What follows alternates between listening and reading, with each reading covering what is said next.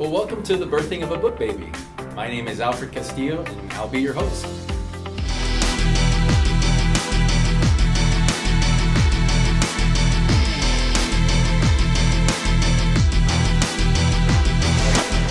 Today, we will be looking at the actual birthing process of a book developed by Writing Services. My first interview is going to be with the inspirational principal, Ms. Sharon C. Jenkins. The company provides project management writing services for small businesses, nonprofits, and of course to authors. They recognize the power of words as one of the most inspirational and one of the most effective branding tools for businesses, social causes, and book projects. Ms. Sharon Jenkins, welcome. Thank you, Alfred. I am pleased to be here today. Awesome. So, Ms. Jenkins, tell me, I understand that Writing Services has a unique process to prepare its writers, not only to write the book, but to also publish it as well. Absolutely. It's called the IMTS project.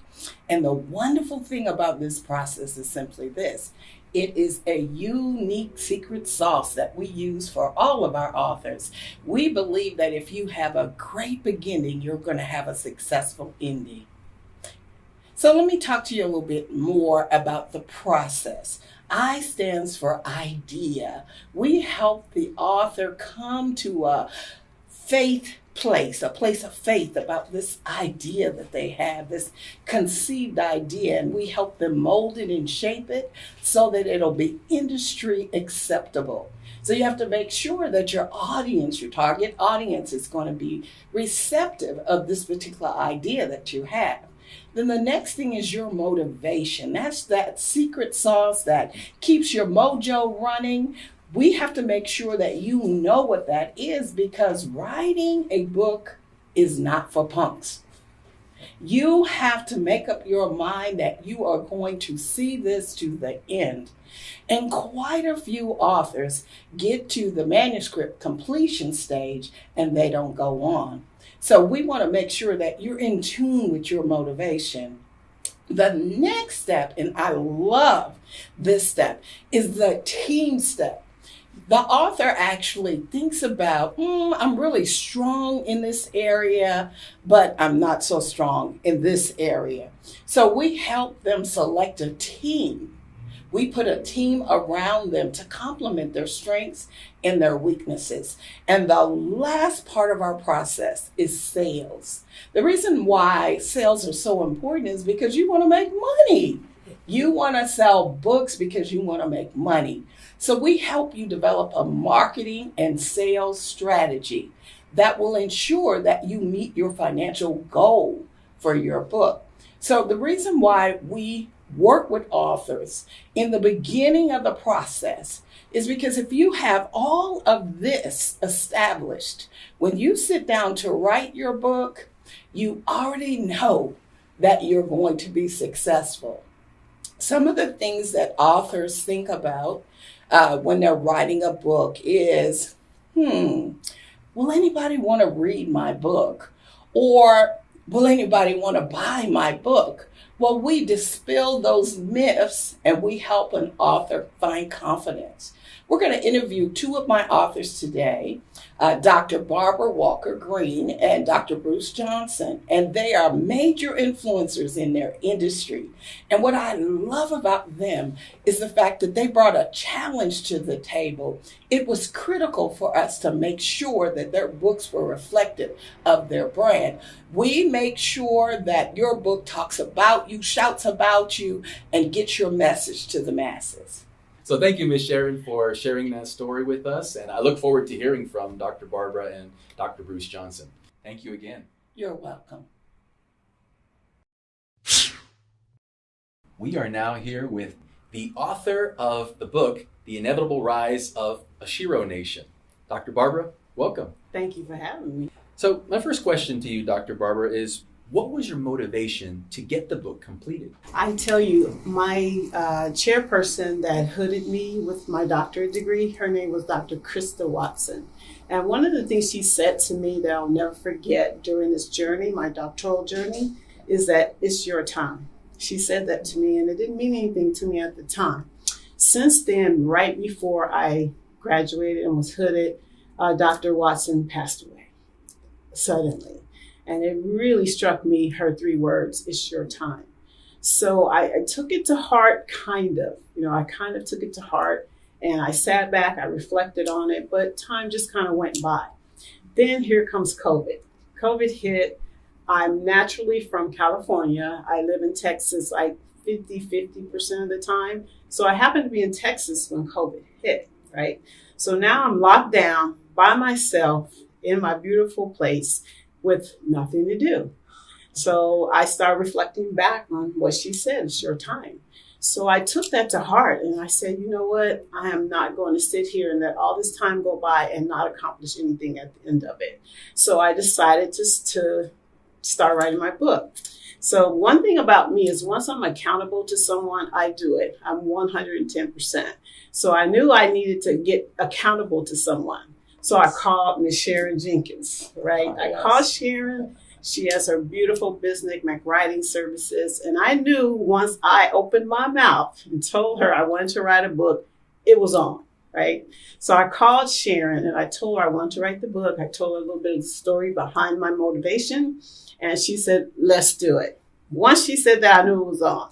So we started writing like February, March of this year. And we just plowed through it. The beauty of it is I had all this time by myself. I'm down here by myself. My family is in California. And I literally was shut down here by myself. So I was able to write almost 24/7. The good part is my research was already done. My dissertation really brought to life a lot of the things that I talk about in my book.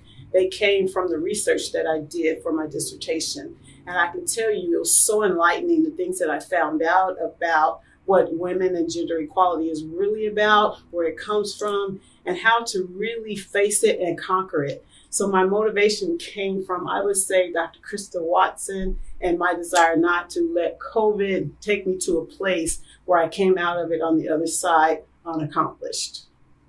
Excellent. What a great story on that motivation. That leads me to my next question is, tell us about your approach for team formulation.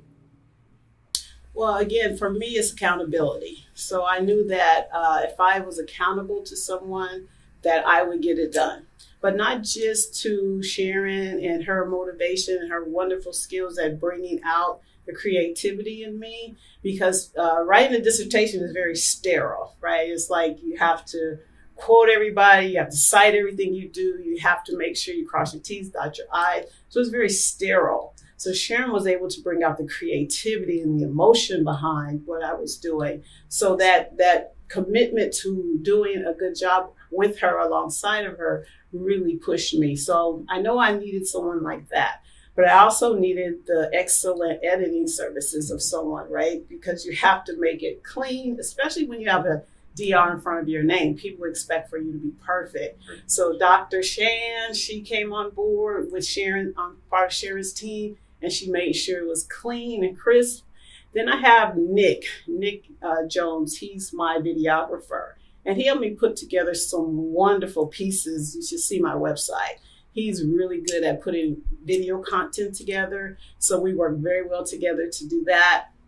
Then I have my social media team, because you're dead without social media today, right? So Alethea and Carolina are my social media team. So they do a lot of content, and they're really good at making sure that not only do you have good content, but you know how to use it, how to retarget people, all these things that make social media really work. That is what they do. And then I have my publicist I recently hired that's going to put me out there in front of the world, Dr. Renee Rochon. She is the last addition to my team that's really pushing me out there in terms of getting my face out there to the world. So it's definitely a team effort. Yeah, it sounds like it is. Excellent. Well, that's so great how all of that came together. And so my last question for you, Doctor, is talk about the development of your marketing strategy. Being a doctor, one of the things you learn, especially when you're quoting and you're writing something that you're presenting to the world that's going to be actually published, because a dissertation is a published document, right? So you want to make sure that what you do is evidence-based. So my first approach was to research marketing techniques that work, that have been proven to work, that have been proven to put 6-7 figures behind a dollar, right? So those are the things that motivate me first. Go to work, find out what works. So once I did that, I modeled my plan after that because it had to speak my voice as well. So I started out by identifying my target audience, right? Because you have to know who you're marketing to, right? You can't just write a book and hope somebody buys it, right? I think that's one of the mistakes that a lot of book writers make in terms of the research that I did. So I first identified, who am I selling this book to? Who am I reaching? What pain points can I touch upon to make people say, I think I want to know more about this. So after doing that, I said, okay, second thing is create a buzz because people have to know you're out there. So the second thing I did was I rebranded the term Shero. Shero already exists, right? It's been out there for a long time, but my plan was to take it to a different place, a different level. So I created a buzz around Shero Nation, those two terms. And I really put a lot of content out there. I invited people to speak about what Shero means to them.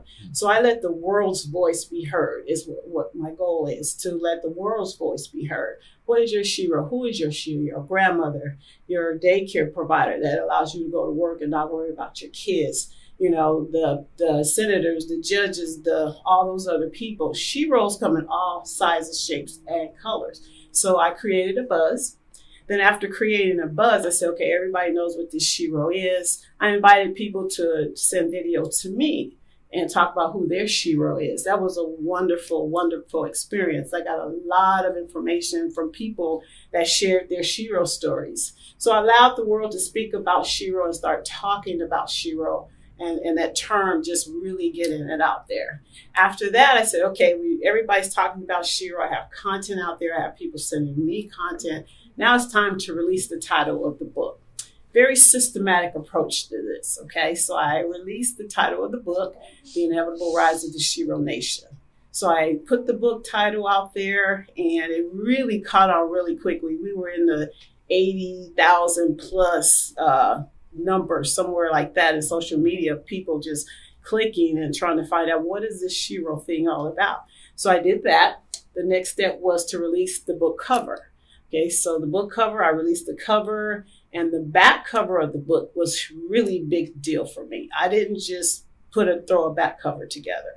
The back cover of the book tells a beautiful story about where the whole concept of the Shero came from within inside of me. So if you visit my website and you watch the back cover story, you will really learn a lot about what's on the pages of my book and where it came from. So that back cover release was really, really a big deal. So there's a whole video series out there about the back cover and where it came from. So after the back cover was revealed, then I did the pre-order launch. So the next step was to launch it, offer a giveaway. The giveaway is a free download of the back cover portrait. It's not just a picture on the back of the book. It's a beautiful portrait that can be hung in your home or office and proudly displayed, that really kind of brings unity to women that are out there trying to fight and appreciate unity and gender equality, equal pay, all the things that women fight for. But the one thing that I was very careful about in my book is to make sure that no one took away the idea that it was a man-bashing book, because that's not what it is. My book talks about how we can work together, men and women, and coexist in our own truth. Women are women, men are men. Accept it, deal with it, and roll with it. So my book is not a man-bashing book. I definitely don't want anyone to think that. As a matter of fact, we give credit to all the men out there that also fight for gender equality. So those things all came together in terms of getting the book to the pre-launch stage. My book now is ready to launch. It's ready to launch on Black Friday. I chose Black Friday for a couple of reasons, but my book actually launches on Black Friday. So my book will launch with a special price on Black Friday, the weekend of Black Friday. So Friday, Saturday, Sunday, with a special promotional price. Then after that, it launches. So post-launch, I plan to do some podcasts, a bunch of TV appearances, things like that to really, really promote the Shero movement. I want Shero to be more than just a book that I wrote, but more of a awakening of women and men as well. Again, if men read the book, they will see things that maybe they didn't realize they were doing in terms of micro inequities, things like that. So definitely post-launch is a big marketing plan as well. One of the big things I plan to do is what's called the Million Book Challenge. I'm challenging the world to purchase 1 million copies of my book. That $1 million book, that million book challenge will allow me to make contributions to organizations that are fighting for gender equality. So that is a big deal. It's not just about selling 1 million books, which is not a bad thing, but the goal of that is to be able to direct dollars towards organizations that are fighting and helping to promote gender equality. Absolutely. What a great way to tie that together. You know, you have an aspiration to get your word out. Yes. This challenge, and at the end of the day, is coming full circle. Well, thank you for sharing that, Dr. Barbara Walker-Green. It's a pleasure to have you. Thank you for also sharing a little bit about your experience with MIC Writing Services. And once again, congratulations on the birthing of your book, baby. Thank you for having me. Next, we'll talk to Dr. Bruce Johnson, the author of The Power of Your Life. We'll be back. We are here with Dr. Bruce Johnson, the author of The Power of Your Life. Welcome, Bruce. Thank you for having me. I really appreciate it. Great. I'd like to ask you a few questions. Sure. All right. So tell us, what was your motivation to get the book completed? Well, I tell you, it's a journey just trying to come up with a story, but I had to chronicle my life. This book talks about not only me as a little boy at the age of 8, 9, just really wanted to be somebody one day, right? Yes. We all have that dream to be somebody. The good news about being somebody is that if you can remember back to those old days where your mom took you to church by the hand and you got a chance to hear the organ play and the people sing and all that good stuff, it gives you the kind of foundation of where your life is going to really start, right? Here's where I started. I started in the house of the Lord. I started in a church. I started in a place where it's ultimately me against the world. What am I going to be when I grow up? And one of the great things about this book and the chronicle of me putting this book out is I reached back that far to just give a heritage of good family values, knowing who your neighbor is, understanding the power of your life from a young man to an adult now, building a brand and building who you really want to be and to become. Very good. Very good. I like that, Bruce. I kind of took away from that the humble beginnings, right? Yes. Demonstrate you are. So that's fabulous. Yes. Thank you for that. What was your motivation to get the book published? Well, I'll tell you, to get the book published, I of course, reached out to Sharon Jenkins, who is a phenomenal person here in the city of Houston, Texas, have given so much of her time and her creativity to so many of us. I really asked Miss Jenkins to work with me a year ago. You know how you get that thought, and I'm sure most authors always do. I got a book idea, and I came to Miss Jenkins and said, Miss Jenkins, I got it. She said, Bruce, I don't know if you got it yet. And you know what? She was absolutely right. I was not ready to really tell my story because God had not really gave me the fullness of what I needed to really put out in the public. But the good news is I came back to her again and she says, you're ready now. I had my story lined up. I had all of my content lined up, and she put me with some incredible team writers and people to really help everything kind of come together. And even today, we're still working together. But I'll just say this, putting the book together is the hardest part, right? Yes. Everybody, how do you start? What do you do first? And the great news is getting with somebody that really have a really good listening ear to really put your story together. I mean, the heart of your story. I want to say the heart of your story and capturing every moment that you want to catch. Yeah. Very good. Excellent. I know it seems like you needed that roadmap.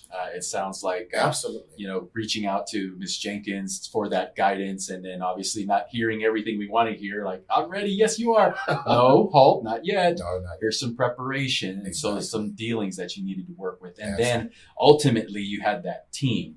And that's a great segue into our next question, Yeah. Doctor. So how did you select the members of your publishing support team? Wow. At this time, Morgan James out of New York is publishing my book. That was a choice of real simplicity because they're number one around the world. They've done wonderful things around the world. They don't carry a lot of books. I think they have about 100 to 200 that they pick out of the year. And I'm going under the faith and faith-based book, so I'm kind of excited for that. Woo!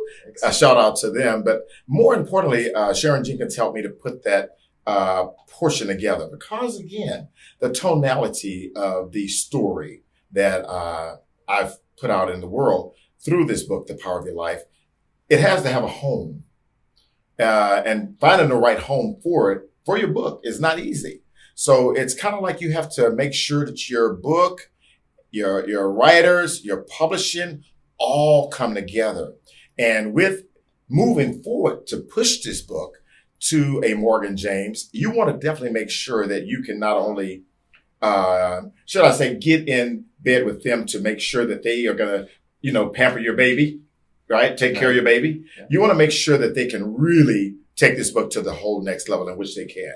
So the book will be on Amazon and all places that books are sold. And I get the great news about Morgan James I've learned is that they're team players. So I'll have a full marketing team with me along with my own team that will be able to help me to push this book around the world through campaigns and through billboards and through social media and through every source of social media that we can find. And even through these times that we're in right now, you want to make sure that people can get the message that you're putting out in the world.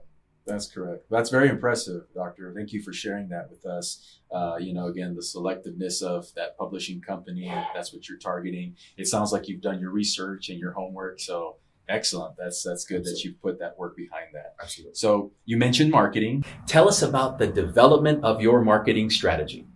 Well, through my life, the life of entertainment, such as being able to put people together. I'll just talk about that first. Let's talk about putting that team together. Putting a team together, of course, we all have to be on the same page, in the same dream, making the same ideas come to life. Through one of the marketing plans that I plan to do personally is billboards around the city. Billboards around the country, billboards to make sure that people not only see the message, but they are intrigued by the message, the power of my life, understanding that that's something that I want to be empowered. If I want to empower someone, I want to be able to at least be in the same corner with that person to say, hey, if you're doing well, I want to do well. If you got an incredible faith, I want to have an incredible faith. If you believe in this faith, I want to believe in this faith. However, everybody's not going to dream with you, right? So with not dreaming with me, if I can just have that moment of your time to pick up my book and understand that I dream just like everyone else dream, our dreams can come together. Wow. Excellent. Excellent. Well, thank you, Doctor, for sharing those insights with us about your book, and congratulations. Thank you so much for having me. You're welcome. Next, we're here with journalist Jasmine Anderson, who will share her experience on the interviews she did on the book, The Inevitable Rise of the Shero Nation. Jasmine, welcome. I know, I'm so excited to be here. Awesome. This is just amazing. I love what McWriting Services has been doing. I got the pleasure of interviewing a lot of different women and just phenomenal, influential women who are doing some great, powerful things in the world. And I really admire the fact that they chose me to do the interviews with them. And it was just really amazing because I got to learn so much from being the Shero, women heroes, and what that looks like to them in their life. So it really was a great experience, and I'm grateful that I got to do that. So Jasmine, I understand that you interviewed several women of the Shero Nation book. Can you give us some of your most memorable moments about doing those interviews? One of the ladies who I did interview, which was among a whole list of them, I think I've interviewed like 15 of the women. So Dare Chisholm, she actually, I believe she's writing the foreword for the book as well, but she stood out to me because she was talking about the energies with masculine, feminine energy. She also just spoke some really wise things about women, us working more together and in businesses and just all of the endeavors that we have. Like, it's more better to come together and what that looks like. So her interview stuck out to me because it had me just look into myself about like showing up as who I need to be. And that was mainly what she was talking about in the interview as well. How women, it's not about competition. It's not about us feeling like we need to compare ourselves to other women, that we all have our own path, our own journey, and to just be in that, to walk in that. So that's what I really loved about her interview. It kind of stuck a little bit more deep because I was like, yes, of course, it's something I definitely agree with. So it just really stuck out because it was good for a woman of her influence and of her just phenomenality. Like, I'm gonna make up a word. It was just beautiful having her just say some really great things about just being a Shero and being a powerful woman. So it's really great. Excellent. Well, thank you, Jasmine, for that. My next question is, based on those interviews that you conducted, how was working on this book influence you as a journalist? Wow, like as a journalist, it does help me because as a woman, I am just always searching how I can be my best. So me interviewing other women who are just doing their thing, they're fully fledged in their career, it kind of helps show me just how to better go on my journey, use the wisdom that they have and use that for where I'm going. So I don't have to keep thinking about, I need to, off of mistakes, off of lessons. I can learn from their mistakes. I can learn from their lessons. So it really was influential to me because I got to see what Sheroes are, in a sense of, besides my mom, my aunties and things like that, I got to look at other women who were influential, some that I knew about and some that I didn't know before. So it really influenced my life on, hey, let's empower each other. Let's continue to communicate. Let's also, share the different events that we have going on. So it definitely helped me because I now have connections with them that I can use, and we can, I call them up and just like help them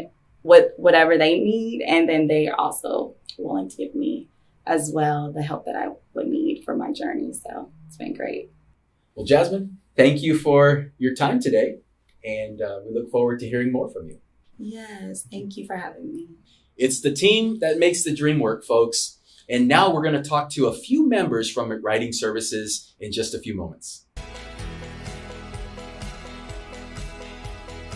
Editing the inevitable rise of the Shero Nation meant working alongside Dr. Walker Green as she invites readers into a conversation that started hundreds of years ago.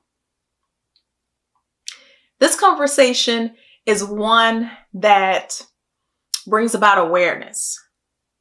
It answers so many questions that we as women leaders or aspiring women leaders may have. And it also confirms some of the truths in terms of realities that we experience. And even for our male counterparts who might be mentoring us. Editing this very important book, or conversation as I like to call it, meant making sure that some of the issues and the topics were addressed with the appropriate amount of delicateness required. In addition, it meant making sure that when a certain amount of power or assertion that was needed in order to help whoever opens this book to see that there are some truths, some very undeniable truths, and some very undeniable realities that occur. Overall, editing this conversation meant preserving Dr. Walker Green's voice of credibility, voice of knowledge, and voice of wisdom. It was truly a privilege and a pleasure to edit such a remarkable and necessary conversation. Hi there, my name is Elizabeth, and I am a storyteller, a writer, and interviewer.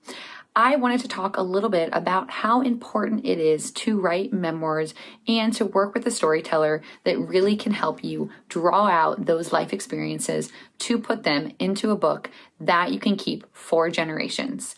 It is such a wonderful privilege for me, for the writer, to be able to listen to people's stories and help make those stories come to life on the pages of a legacy memoir. It's so important to be able to tell these stories and to hold them as mementos of time periods that have passed. These people that tell these stories, someday they're not going to be around, and the stories, the legacies live on. It's so important to be able to take part in this process, and I truly love the work. I think it's so important to have that great relationship, writer, storyteller, and it's the reason I do what I do, and I find the work so fulfilling and meaningful. Hope you guys also have a similar experience when you are writing your own memoir, and I wish you all the best in this process. Hi, Terrence Johnson, graphics designer for The Inevitable Rise of the Shero Nation by Dr. Green. I was presented with the question of how I came up with the layout or the design for the book and book cover. I generally work with 3 elements on a project like this, and one would be the image that was presented by the client, fonts, and color. So in determining fonts, you get a feel for the tone of the title, the image, and you can kind of go in and find some fonts that you think work with it. As far as color, you look over the image that was presented and you could determine what colors complement that image or what colors are used in the image that you can utilize on the cover. So that's kind of basically it. You know, it's what's presented to me, I look at it, and from there, we do the layout. I generally work up 5 comps and send that to the client. And from those 5 comps, hopefully she or he likes at least 1, maybe sometimes 2. And from there, we develop that one that we're all in agreement with that could turn out to be the final cover. That's kind of how this played out. Is we presented multiple layouts, and you pick one, and we took it to the next level. And from there, present that, and then prepare it for print. If you want a successful book baby delivery, Sharon Jenkins is the literary midwife for you.